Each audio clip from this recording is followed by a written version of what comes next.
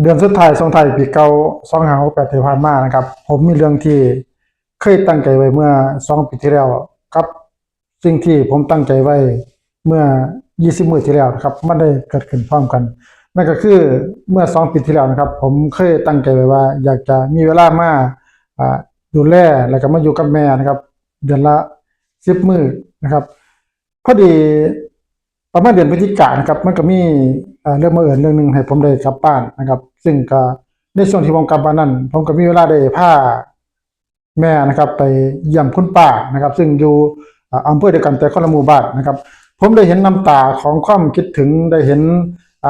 แววตาของความผูกพันนะครับแล้วก็ได้รู้ว่า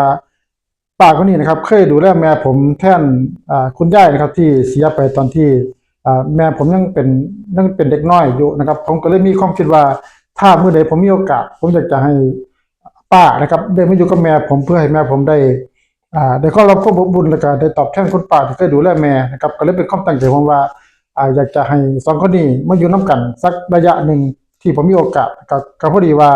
อ่าประมาณ